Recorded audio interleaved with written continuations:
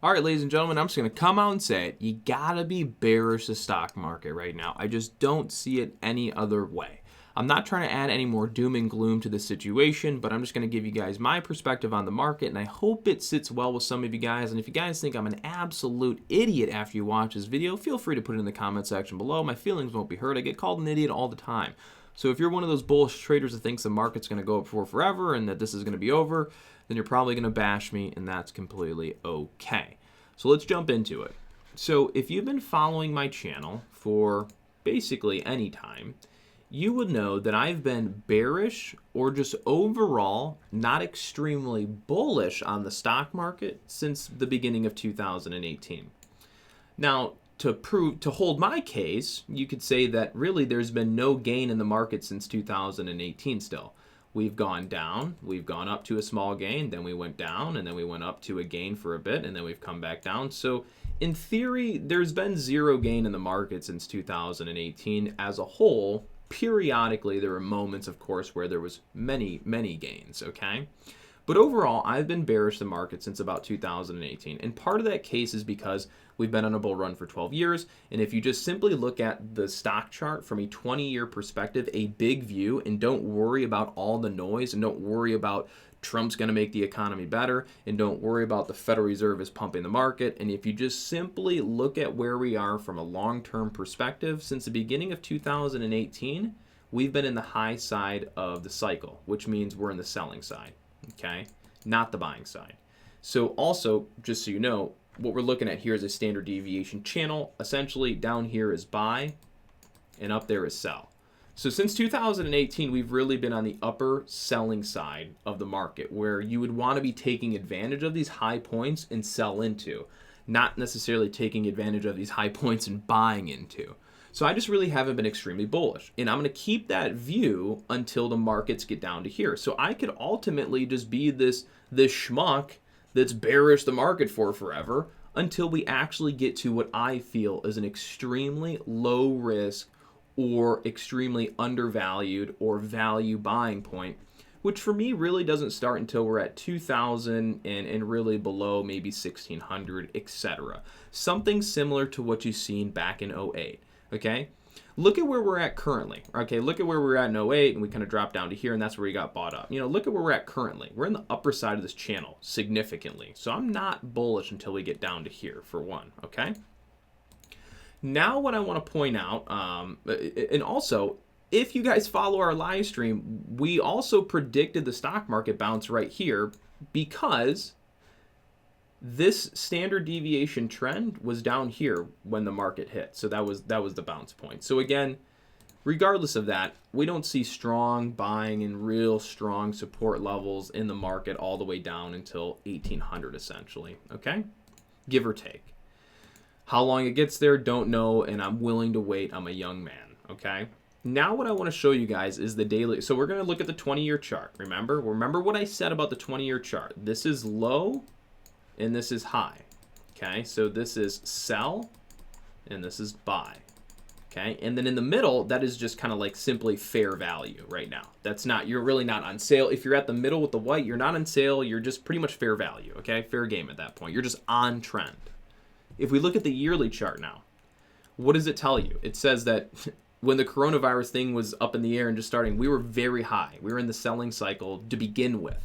So regardless of the coronavirus, we were already at a fantastic selling point, okay? And there's something else that I'll show you that was happening well before the coronavirus happened. That was already a signal that the market was going to be extremely bearish. So regardless of coronavirus happening, we were already at extremely high points in the market and extremely advantageous points to sell, okay? So regardless of coronavirus, we were already in a high selling point on the yearly chart. And then the bounce, we were oversold dramatically. So of course there's room for a good bounce. And now when you look at it bounce back, what have we done? All we've done is gone from high to very low back to normal. I didn't spell that right. It looks like a U. Normal trend. So that's really what we've done. We went from high to low back to normal trend. Well, if GDP is going to be bad, unemployment's going to be bad, the future of the economy isn't looking good, and we bounce right back to trend, it seems to me that we might be starting somewhat of a bearish trend in the economy. And since the market just bounced back up to statistical trend after the initial panic, I would say the markets are going to start rationalizing that the economy isn't good and it's not going to go back to normal, and that we just got back to statistical normal trend point. We're probably going to sell down from here, okay? So we do anticipate that at least over the next couple days, weeks, we're going to see some bearish moves for sure, all right? And then future of the next year or so, we're going to continue to see bear moves. And the reason I say that is from a statistical point, trending-wise, we're still overbought in the market, and we haven't really been into the low side of the cycle until we get down to about well, we already were there a little bit at 2010, 2020. But until we get to the 1800s, we're not really there too much, okay? Now what I'm going to do is I'm going to put on RSI for you guys. Now this is what I want to show you that told us that there was a bearish move coming in the market that was well underway for a long time, okay? Does anybody see how monstrous this divergence is? So look at the high back in 2018. This is another reason I was never extremely bullish. Look at the high in 2018 and look at our high going into 2020. Significantly less momentum. That right there in itself is an early signal to a very bearish move, very bearish correction. And you can actually go back and look at my YouTube channel, and I pointed out just a couple weeks before the coronavirus kind of really broke the market that we had a bearish divergence going into that new high, and you should already look to be short the market right now or bearish the market, as well as AMD at that point. So myself, I was already pointing out we had bearish signals for the market, but then the coronavirus is really what just smacked it in the face and caused us a monstrous dump. So nonetheless, still bearish the market. All right, now I want to point out to you another bear case. There's a lot of Fibonacci traders out there, right? Well, the Fibonacci market and the Fibonacci traders just got their bearish sell signal. So if you take this tool and you go from low, or well, high to low in this situation and bounce it back up, you're going to see that the 61% retracement level comes into play right at about 293, which is arguably just about where the the SPY rejected not too long ago, a couple days ago. So the 61% retracement is seen as an entry point for a bearish short signal or selling signal after this rally bounce has concluded. And so you're getting that bearish sell signal. You're getting just overall, nothing seems bullish. So again, I don't see the bull case. I know there's a lot of talks of a V-shaped recovery in the economy. Well, V-shaped recovery in the economy doesn't mean V-shaped recovery in stocks, okay? So all in all, I think we're going to see some more bearish moves to the downside. The best thing that I can do just to make it as simple as I can is look at this 20-year chart and you tell me, does it seem like the stock market is at favorable prices? If I told you that this was the low-risk buying environment and this was the high-risk buying environment, what would you do? Would you be buying or would you be selling? I would not be buying. I don't know how long it takes to go there, but I'm 25 and I'm willing to wait because I know that's the low-risk buying environment, okay? So I hope that this video helps you guys one way or the other. I hope that this can point you guys in the right direction. In the short term, I will tell you that we are looking to pretty much see the markets down to about 270. Here's another thing I'll point out for you for the bear case. If you don't know this already, you take some time to look up a video about Elliott wave. Maybe I'll make one, but maybe you guys have read this. Elliott wave theory is that stocks move in cycles, okay? And the Elliott wave theory is that there's 5 waves up and then there's 3 kind of corrective waves down, or 3 waves that make a pullback down, right? So the way it works is Elliott wave is 5 waves. So you have wave, and let me draw it like this. So you have wave 1 up, wave 2 down, wave 3 up, wave 4 down. And then wave 5 up is supposed to be the last wave, and then you're supposed to have 3 waves down here that go A, B, C, something like that, okay? So let me label this. This is supposed to be, 1, 2, and then you have wave 3, and then you have your pullback 4 here, and then you have, this is essentially your 5th wave, okay? And then you have your pullback A, B, and C. That's the way it works. I know that might seem confusing now, but I'm going to point it out for you. Ready?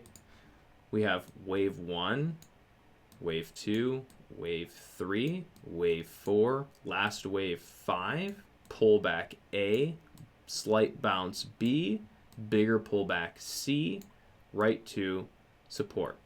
In an Elliott wave, the pullback of C is supposed to stay over 4 if it's true Elliott wave, or initially that's just your target go-to price if you're on the sell side. So if you're short right now, which we have been mentioning in our emails for the last week and our live stream to start shifting bearish as you get towards 300.